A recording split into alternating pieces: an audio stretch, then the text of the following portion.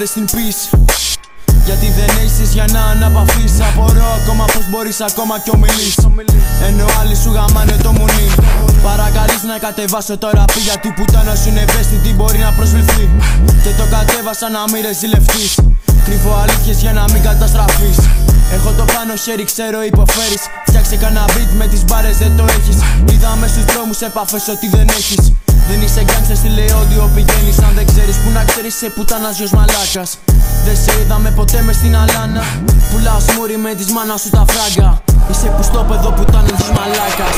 Δεν είναι δις, είναι αλήθεια η δικιά σου. Σου λέω στα μούτρα ότι σκέφτεται για σένα γειτονιά σου. Γαμώ την Παναγιά σου. Είδα τη μάνα σου, της λέω ότι γαμάω τα παιδιά σου. Γαμάω τα παιδιά σου. Δεν βάζω σάλιο και γαμάω τα παιδιά σου. Μιλάς για struggle μα εσύ που το έχεις δει. Η μόνη παρανομία που έχεις δει είναι στην TV. Οι μπάρες σου είναι mid, γράφω certified hits. Καλύτερα να σ' άγραφε το chat GPT. Είσαι άτεχνος καριόλι, δεν μπορείς να συγκριθείς. Μπροστά μου και στο mic είναι στάνταρ να γάμηθείς.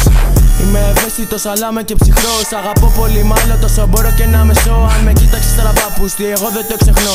Είναι από τα βράδια που εύκολα στο δρόμο θα χάθω. Ναρκωτικά μες στο σαντάκι, νάρθηκα στο χέρι. Ψυχολόγικα ταγκό μες στο σκοτάδι.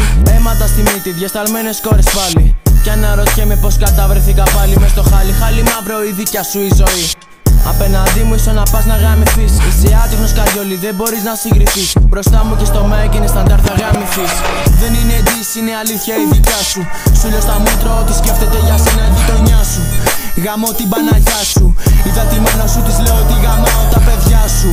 Γαμάω τα παιδιά σου. Δεν βάζω σάλιο και γαμάω τα παιδιά σου. Μιλάς για struggle μα εσύ που το έχεις δει. Η μόνη παρανομία που έχεις δει είναι στην TV.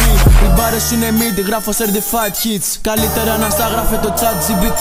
Είσαι άτεχνος καριόλι, δεν μπορείς να συγκριθείς. Μπροστά μου και στο mic είναι στάνταρ θα γάμηθείς.